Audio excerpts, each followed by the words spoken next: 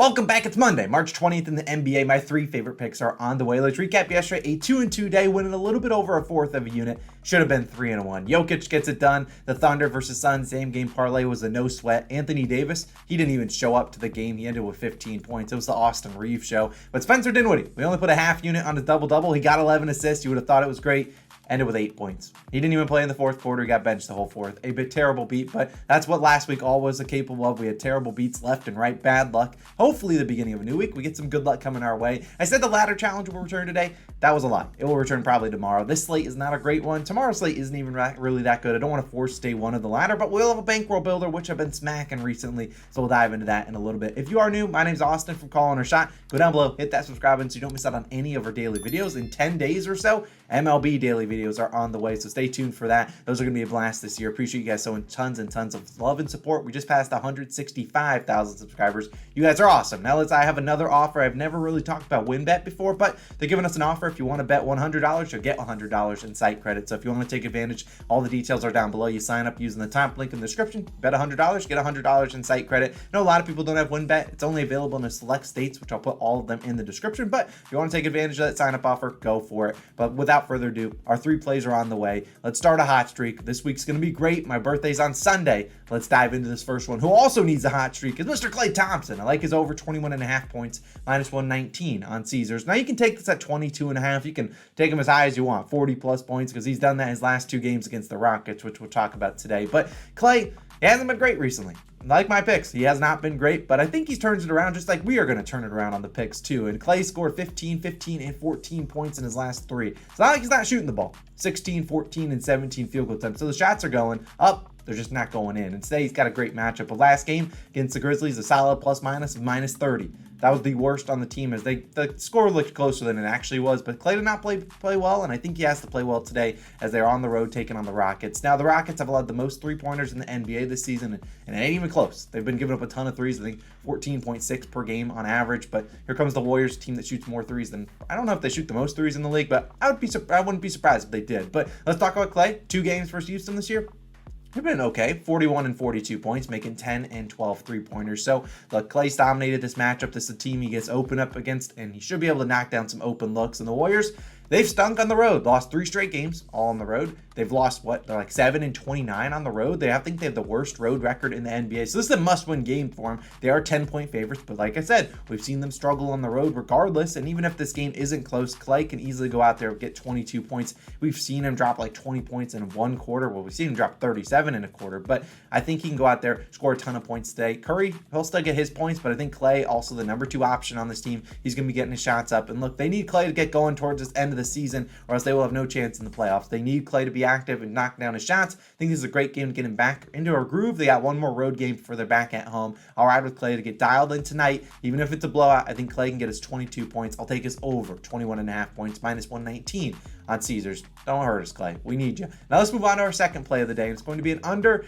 It's a guy that has a love-hate relationship in this community, and it's Mr. RJ Barrett. And I like his under 19.5 points, minus 109 on Caesars. Now, I'm fading RJ today, and you can take this at 18.5 if it goes down there. And the only chance it goes up is if some Knick gets ruled out, but I don't see that happening today. Now, let's talk about the Knicks, though. They play host to the Timberwolves. And speaking of unhealthy, the Timberwolves, that would be them, as they have so many people on the injury report. You don't really know who's playing. Anthony Edwards could play tonight. He's questionable. Rudy Gobert questionable. Naj Reid questionable. They got so many guys out there, but that doesn't matter to me because what matters is the Knicks are fully healthy. And as a Knicks fan, well, that's not great for RJ Barrett because Jalen Brunson, he's back and he's going to take a lot of shot attempts in usage. Julius Randle, I don't know if he's missed a game all year long. He's been really healthy. And that sends Barrett as the number 3 option on this offense. And at the end of the day, the Knicks and Tom Thibodeau love their bench unit. They love Emmanuel Quickley. They love Josh Hart. Those guys are coming in and playing like 25, 30 minutes, sometimes even more than that consistently. And what happens there, you see Barrett losing time. Quentin Grimes can play defense. Emmanuel Quickley can play defense. Josh Hart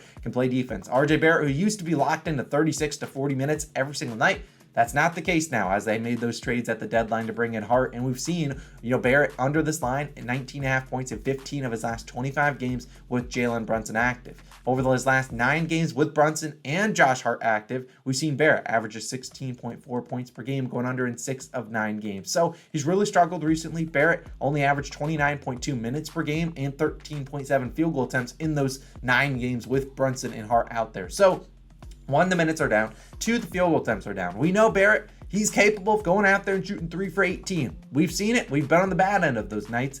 But look, his last 2 straight games, we went 8 for 13 from the field, shooting 61%. He's not settling for a lot of 3-pointers, which is good for Barrett and good as Knicks fans. Unfortunately here, if Rudy Gobert plays, the Timberwolves roster is really just going to be Rudy Gobert camping down low. So it's going to be tough for RJ to score in the paint if Rudy Gobert does play. But even if Rudy doesn't play, like RJ Barrett shooting 8 for 13 in consecutive games, I don't see that being very sustainable. We know RJ Barrett is capable of those bad shooting nights, and maybe this is one where he comes out here, shoots 3 for 12, and just pieces out because the Knicks are up by a lot, because the Knicks are like 8-point favorites in this game. They're at home. The Timberwolves, like I said, are banged up, and while I'm not saying bet the Knicks -8, look, I just am going to fade RJ Barrett. I don't think this is a great spot for him. I think he's coming off too many good games in a row. I just don't want to ride with someone that's just he's not shooting a ton, just getting lucky that his shots are going in. I'd rather fade him tonight. We know he's capable of those bad shooting nights. I'll take his under 19.5 points. He still can score, 18 points and have a good game, but the Knicks have so many other guys. They want to get minutes. It could be a blowout, or they're just going to play hard in quickly more minutes. We've seen Tom Thibodeau just randomly bench guys for the last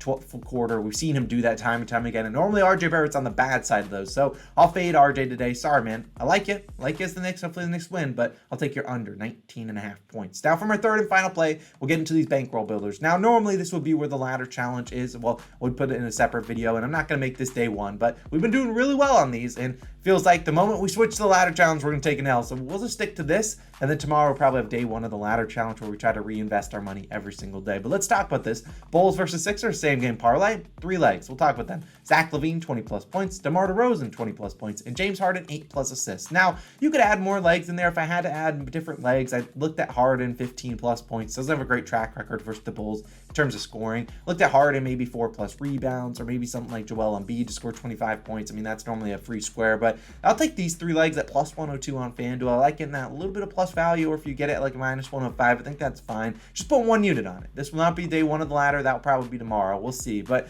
let's talk about this game and why we like these 3 legs, because these builders I've been cashing in like the third quarter. Hopefully this one does it again. Now, the Bulls are on the road in Philadelphia to take on the Sixers. As 7.5/8-point underdogs, the Bulls might get a lot of people on their side to bet them because they've been pretty decent recently. But if they're trailing in this game, well, DeRozan and LaVine, yeah, they ain't passing the ball to anyone else but themselves. They're just going to go out there, try to put the ball in the basket. And the Bulls, look, if they're leading in this game, probably hard to imagine them leading unless DeMar and Zach LaVine are playing pretty well. Now let's talk about LaVine, who's been really good for this Bulls team post All-Star break. He scored 20+ points in 5 straight, and then 5 straight versus Philly, and then 25 points in 7 of his last 8 games overall. So he's been really good consistently. Last game, only 18 points against the Miami Heat. He only shot 12 times in that game. I don't see that happening again where we see LaVine only shoot 12 times, especially if it's a game that they're trailing in. So I think we're going to see LaVine go out there, shoot a bunch. He's been driving to the hoop, getting to the free throw line as well. I know the Sixers are a good defense, but I think LaVine, whose line is 25.5, can at least get us 20 points. I think that's a pretty good floor for him.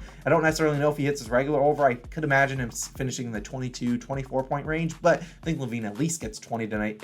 He's going to play a ton of minutes. The Bulls are obviously in must-win mode. I'll ride with LaVine just to get 20+. Now, DeMar DeRozan, arguably the sketchiest leg on here, because DeRozan, you never know. He's always hit or miss. But I like what I've seen out of him recently and are on the road where he's played much better. Now, DeRozan, 20+ points in 7 of his last 8 games, so very good overall, and 20+ points in 13 of his last 14 versus Philadelphia. His last game versus Philly, I believe he took his over that night, scored big 12 points. Now, Zach LaVine had 41 in that game. Patrick Williams had 18. That's 59 points from those two guys. I don't anticipate them scoring 59 combined tonight. I think DeRozan will have to score more, and he'll get to the free throw line, get his shots down. And like I said, if they're trailing in this game, DeRozan's going to go and be aggressive, get to the free throw line, get to his spots. I don't really think the Sixers have a great defender for him individually. I think DeRozan will get to his spots, knock down the shots, especially if they're trailing. Like LaVine, he's going to play a ton of minutes. Now, let's talk about Harden, though, the final leg of this. He's had 8+ assists in 7 straight games.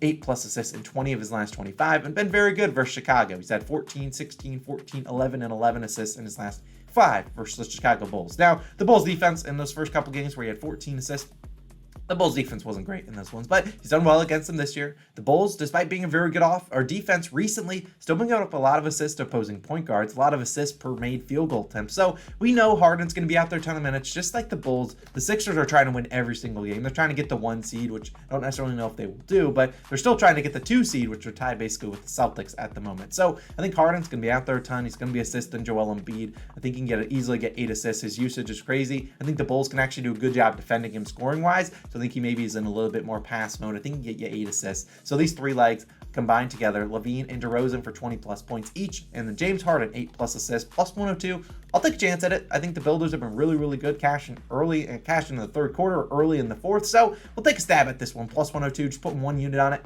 I think it's got a good shot. I think on DraftKings, this was minus 105 or so. So if you have FanDuel or DraftKings, check the value for both of them, see which one's better and place it there. But either way, those are my favorite plays. Of course, a reminder about that WynnBet offer. You can bet 100, get $100 in site credits. Just use the details down below in the description. Appreciate you guys as always.